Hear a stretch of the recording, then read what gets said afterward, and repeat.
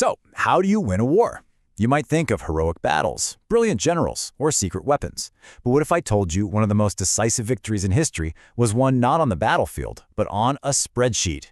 This isn't just a story about submarines hunting ships in the dark. It's the incredible story of a mathematical war, a war of attrition, where the most powerful weapon wasn't a torpedo, but an assembly line.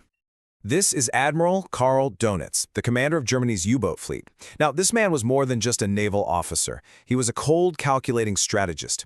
His entire plan for defeating the Allies was built on this one single brutal idea you see here. To him, the vast Atlantic Ocean wasn't a battlefield full of chaos and chance. No, it was an equation, a simple war of pure subtraction. And for a terrifyingly long time, his math was perfect.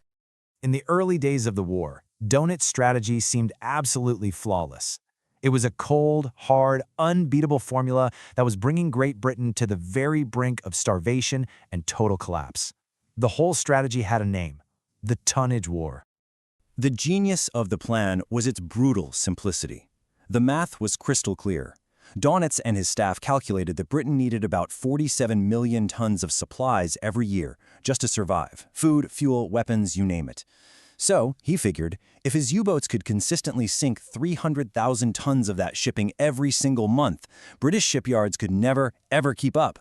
The supply line would be cut and the war would be won, all without a single German soldier having to land in England. Simple, elegant, and absolutely deadly.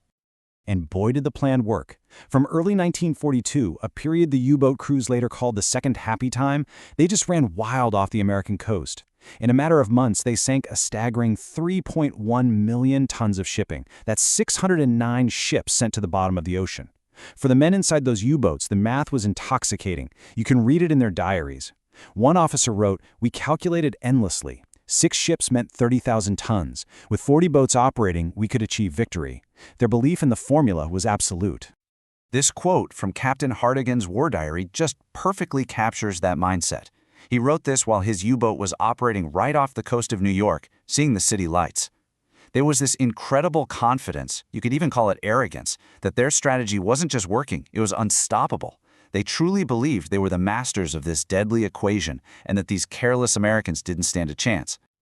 But then, something strange started to happen. Whispers began to filter back to U-boat command from captured sailors rescued from the middle of the Atlantic. These were reports that were so unbelievable, so completely outside the realm of what they thought was possible, that they could only be one thing: propaganda, lies. Just try to imagine this for a second. You're a German naval intelligence officer. You're interrogating a captured enemy sailor, an engine room oiler, and he casually drops this piece of information. His 7,000-ton cargo ship was built in 35 days. It just sounds absurd, right? A desperate boast from a defeated man. This wasn't some military secret he was trying to protect, it was just a casual comment. And it turned out to be the very first crack in the foundation of Germany's entire naval strategy. Captain Markworth's reaction was immediate, and you know what? It was perfectly logical. The prisoner must be mistaken or lying. Why? Because from his entire worldview, it was technically impossible. German shipyards, which they saw as the absolute pinnacle of skilled craftsmanship, needed at least 6 months to build a similar ship. This wasn't just skepticism, it was a fundamental inability to even comprehend a different system of production. They were judging America's capabilities by their own standards, and that was a fatal, fatal mistake. And this dismissal went all the way to the top. U-boat headquarters officially classified these reports as Allied propaganda. Dönitz's own son-in-law, a staff officer, wrote in an assessment that such fast construction rates were technically impossible. They created an echo chamber for themselves, reinforcing what they already believed to be true. But the reality of what was happening across the ocean was far more staggering than any piece of propaganda they could have dreamed up. And soon, that reality would stop being a whisper. It would arrive as an undeniable, overwhelming force, an avalanche of steel that would completely bury Dönitz's perfect equation for good. And here's the crucial point, the question that changes everything. The U-boats were designed to fight a navy. They were built to sink individual ships, one by one. But they weren't fighting ships anymore. They were fighting a factory, a system. And how do you torpedo a system that stretches across an entire continent?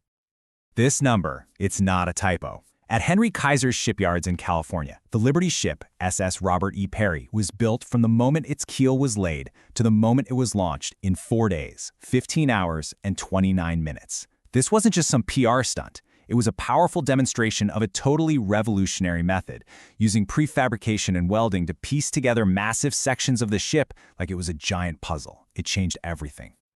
By early 1943, the numbers coming out of American shipyards were just mind-boggling. In March alone, they launched 1.1 million tons of new shipping.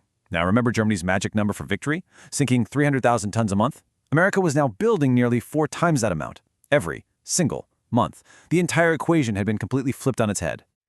This right here, this is a perfect example of a strategic catastrophe disguised as a tactical victory. In March of 1943, the U-boats launched the largest Wolfpack attack of the entire war and sank 22 Allied ships. A huge success. It was celebrated by Dönitz himself. But in that exact same week, American shipyards launched 38 brand new ships. Think about that. For every one ship the Wolfpack managed to sink, America was building nearly 2 more to replace it. They were losing the war even as they were winning the battles. This quote from one of Germany's most successful and decorated U-boat aces, it just captures the dawning horror perfectly. The rules of the game had completely changed.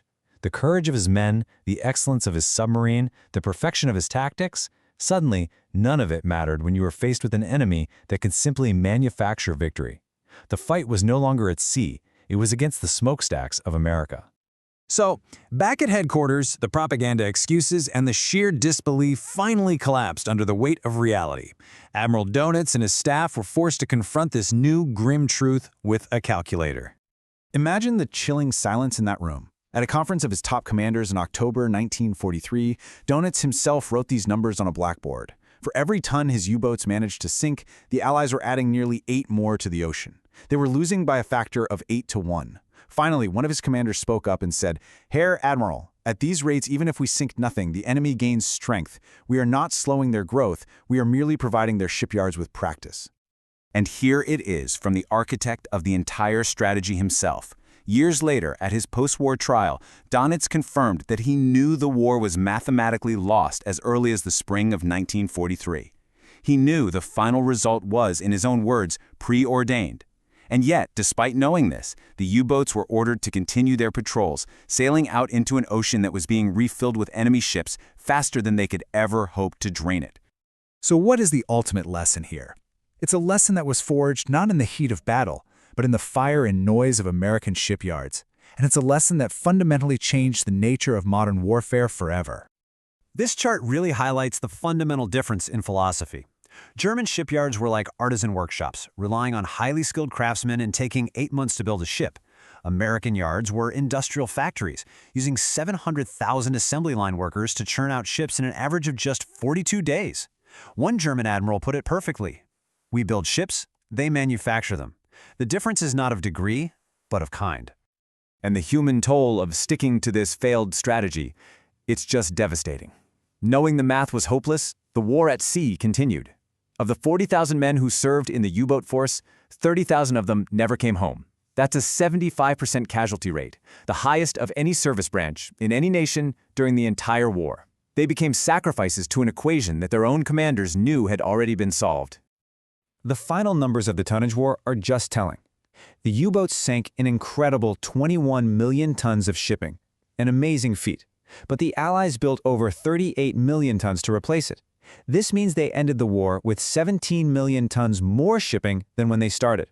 The German strategy wasn't just defeated, it was completely inverted. It actually made the Allied merchant marines stronger. This quote from U-boat commander Peter Kremer is maybe the most eloquent summary of the entire conflict. He remembered the exact moment he knew they had lost. With only 2 torpedoes left, he looked through his periscope and saw a convoy of 40 brand new American ships steaming over the horizon.